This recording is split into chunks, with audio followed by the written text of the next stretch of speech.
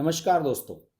राजस्थान पर खूब चर्चा हो रही है, मध्य प्रदेश छत्तीसगढ़ पर खूब चर्चा हो रही है, तेलंगाना पर लोग कुछ कम बात कर रहे हैं। शायद तेलंगाना पर राष्ट्रीय मीडिया इसलिए भी बात कम कर रहा है क्योंकि वहां पर भारतीय जनता पार्टी का कुछ ज्यादा दांव पर नहीं लगा है। ना तो भारतीय जनता पार्टी की सरकार वहां जा रही है और ना ही आती हुई नजर आ रही है। इसी वजह से सारे के सारे मीडिया ने एक तरीके से एक अलग जोन में डाल दिया है उसको, जिसे कहते हैं ना, एक बट्टे खाते में डाल दिया है कि इसमें तेलंगाना में कुछ भी हो जाए। क्योंकि जो देश का मेन स्ट्रीम मीडिया है, अब उसकी दिलचस्पी सिर्फ इसी बात में रहती है कि किस राज्य में भारतीय जनता पार्टी आने जा रही है, किस राज्य में भारतीय जनता पार्टी जा रही है। और यही वजह है कि 2024 में उसका ये सबसे बड़ा प्लस पॉइंट साबित होने जा रहा है, उसके इसका लाभ मिलने जा रहा है। और बीजेपी तेलंगाना के चुनाव को 2024 के मद्देनजर ही लड़ रही है। आज चर्चा इस बारे में करेंगे कि आखिरकार तेलंगाना में आज प्रचार खत्म हो रहा है, तो इस समय वहां क्या स्थिति है, और खासतौर से भारतीय जनता पार्टी जिसे लेकर इतना ज्यादा हाइप था, भारतीय जनता पार्टी एक्चुअली वहां पर किस पोजीशन में खड़ी हुई नजर आती है। कल वहां प्रधानमंत्री नरेंद्र मोदी ने रोड शो भी किया, जबरदस्त रोड शो हुआ सोमवार की देर शाम तक, और खुली गाड़ी पर वो चलते रहे। उनके साथ 1.5 किलोमीटर तक भगवा ही भगवा नजर आ रहा था। बहुत समय से लोग वहां इंतजार कर रहे थे और जबरदस्त नारे लग रहे थे, मोदी मोदी हो रहा था सब जगह, काफी कुछ हो रहा था। जी किशन रेड्डी जो पार्टी के अध्यक्ष हैं, सांसद भी हैं, वो भी वहां पर उनके साथ थे। इसके अलावा जो इनके ओबीसी मोर्चा है, उसके जो अध्यक्ष हैं इनके और सांसद भी हैं के लक्ष्मण, वो भी गाड़ी पर मोदी जी के साथ चल रहे थे। और लोगों का ये मानना है कि इन 4-5 राज्यों में जहां चुनाव हो रहे हैं इस समय, अगर मिजोरम को छोड़ दिया जाए तो बाकी बाकी किसी भी प्रदेश में इतना बड़ा और इतनी बड़ी भीड़ जुटाने वाला मेगा शो नरेंद्र मोदी का अब तक नहीं हुआ, जितना कि कल यानी कि सोमवार को हो रहा था तेलंगाना की राजधानी हैदराबाद में। देखते हैं इसमें किसके क्या नतीजे निकल कर आते हैं। लेकिन प्रधानमंत्री मोदी जब भी जाते हैं तो कुछ ना कुछ खबरें तो बनते हैं। सबसे पहले वो तिरुमाला मंदिर गए, और तिरुमाला मंदिर में जब वो कर गए तो वहां आंध्र प्रदेश के मुख्यमंत्री जगन मोहन रेड्डी और वहां के गवर्नर इनके स्वागत में पहुंचे रहे थे। इन सब चीजों से, इन अटकलों पर भी विराम सा लगता हुआ नजर आ रहा है कि प्रधानमंत्री मोदी की ट्यूनिंग जो है वो जगन मोहन रेड्डी के साथ खराब हो रही है, क्योंकि चुनाव वहां आ रहे हैं। अगले साल आंध्र प्रदेश में विधानसभा लोकसभा चुनाव दोनों साथ साथ होने हैं। तो इन सब चीजों को लेकर भी अटकलें काफी लगनी शुरू हो जाती थी। लेकिन जगन मोहन रेड्डी स्वागत में पहुंचे। केसीआर तो कभी उनका स्वागत करने के लिए हैदराबाद एयरपोर्ट पर पहुंचते नहीं थे, पिछले 2 साल से उन्होंने इनका बायकाट किया हुआ था। तो साफ है कि चीजें किस तरफ जाती हुई नजर आ रही हैं। दूसरी ओर बीजेपी ने मध्य प्रदेश, छत्तीसगढ़ और अंत में फिर राजस्थान का चुनाव निपटते ही पूरी ताकत इस तरफ झोंक दी। प्रधानमंत्री मोदी ने कल अपने जो रोड शो किया और भाषण भी दिया अपना, जो उसमें कहा कि हम तेलंगाना को बीआरएस यानी कि केसीआर के चंगुल से बचाना चाहते हैं, और बीजेपी अपनी जिम्मेदारी समझती है कि हम इनके चंगुल से तेलंगाना को बचाएं। हमारे पास केसीआर ने ऑफर की थी कि हम हाथ मिला लें, लेकिन हमने केसीआर से हाथ मिलाने से इनकार कर दिया। दूसरे, अमित शाह भी पहुंचे हुए थे। अमित शाह ने हजूराबाद में एक सभा को संबोधित किया। उन्होंने कहा कि बीआरएस को वीआरएस यानी कि वॉलेंट्री रिटायरमेंट स्कीम, उनको जो है देने का समय आ गया है, और जो इनकी कार है वो जल्द ही गैरेज में खड़ी होने वाली है। कार इनका चुनाव चिन्ह है, केसीआर का। और उन्होंने ये भी कहा अमित शाह ने कि कांग्रेस की सहायता से केसीआर 2 बार सत्ता में आ चुके हैं और तीसरी बार भी सत्ता में आना चाहते हैं। इससे पहले ये डील हो चुकी है कि राहुल गांधी इनको यहां पर सीएम बनने में मदद करेंगे, और इसके बाद केसीआर जो है वो उनको पीएम बनने में मदद करेंगे। और कांग्रेस को अगर आपने वोट दी तो इसका सीधा सा मतलब होगा कि आप बीआरएस को वोट दे रहे हैं। अमित शाह तो बड़ा तीखा प्रहार करते हैं। हालांकि केसीआर जो है वो कांग्रेस के खिलाफ बोलते हुए नजर आए। उन्होंने कहा कि कांग्रेस के राज की वजह से ही तेलंगाना की यह बर्बादी हुई है। जब ये एकीकृत राज्य आंध्र प्रदेश हुआ करता था, तेलंगाना के लिए कुछ नहीं किया कांग्रेस सरकार ने। और उन्होंने कहा कि अगर कांग्रेस आई तो फिर लोगों को हैदराबाद से दिल्ली के बीच में चक्कर काटने पड़ेंगे, क्योंकि सरकार यहां बनेगी और काम करवाने के लिए आपको दिल्ली जाना पड़ेगा, क्योंकि सब कुछ चीजें वहां से नियंत्रित होंगी। जबकि हमारी सरकार जब बनेगी तो हमारी सरकार में सब कुछ लोकल होगा। कांग्रेस इस बारे में थोड़ा-सा अलग चीज़ों की तरफ जलती हुई नज़र आ रही है। देखिए, कांग्रेस के पास सबसे मेन चीज़ क्या है कि कांग्रेस जिन राज्यों में सरकार होती है, उनका पूरा दोहन करती है। छत्तीसगढ़ को एटीएम की तरह यूज़ किया, अशोक गहलोत ने पूरी भारत जोड़ो यात्रा को स्पॉन्सर किया, इन सब चीज़ों में खर्चा बहुत होता है। तो कांग्रेस तो जहाँ भी राज्य में सरकार आ जाती है, उसका दोहन शुरू कर देती है। अब देखिए यहाँ कैसे कर रहे थे।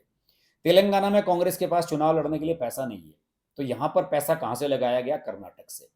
इवन यहाँ पर जो अखबारों के एडिशन है हैदराबाद के, तेलंगाना के एडिशन जो हैं, उनमें कर्नाटक सरकार के विज्ञापन छपवाए जा रहे थे।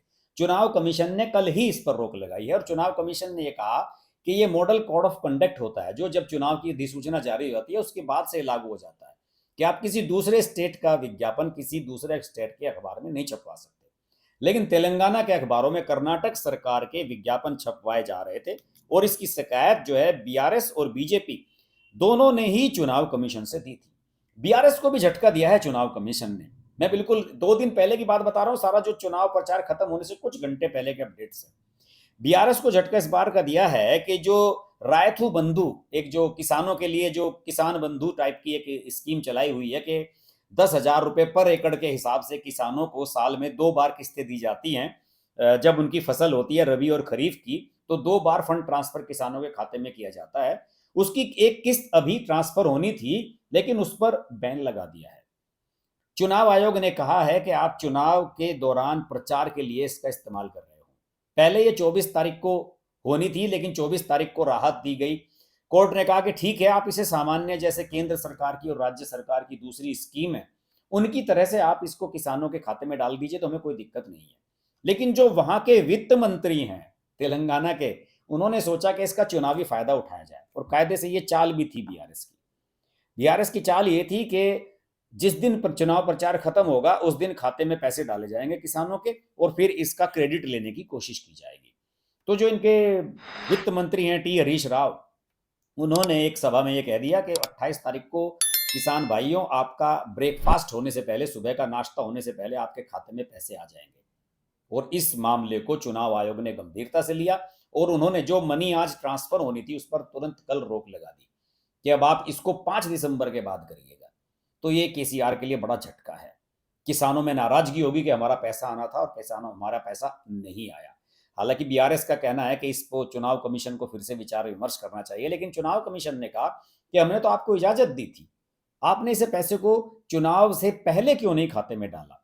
और अब जब अब की हमने 24 तारीख को फिर इजाजत आपको दे दी थी, तो उसके बाद आपके नेता चुनाव प्रचार में जनसभा में इसका इस्तेमाल करते हुए नजर आए, तो ये तो घोर आपत्तिजनक है। कांग्रेस ने भी इसका स्वागत किया है। कांग्रेस ने कहा कि ये बिल्कुल ठीक किया, चुनाव आयोग का ये फैसला बिल्कुल सही है और ऐसा ही इस फैसले में होना चाहिए था कि आप चुनाव के दौरान इसका इस्तेमाल कैसे कर सकते हैं। तो इस पर केसीआर का कहना है कि ये जो कांग्रेस है ये किसान विरोधी है, फलाना है, ढिमकाना है। तो इस तरह की कहानी शुरू हो गई है। तो तीनों पार्टियों के बारे में मैंने आपको बताया कि स्ट्रेटेजी क्या है, लेकिन सबसे मूल सवाल यही है कि भारतीय जनता पार्टी जो यहाँ पर सरकार बनाने का दावा कर रही थी, वो अचानक ही अब यहाँ किस स्थिति में आती हुई नजर आ रही है। मैं आपको बताऊं कि कर्नाटक के जो विधानसभा चुनाव के नतीजे आए थे, उन नतीजों के बाद ठहराव सा आ गया था यहाँ पर।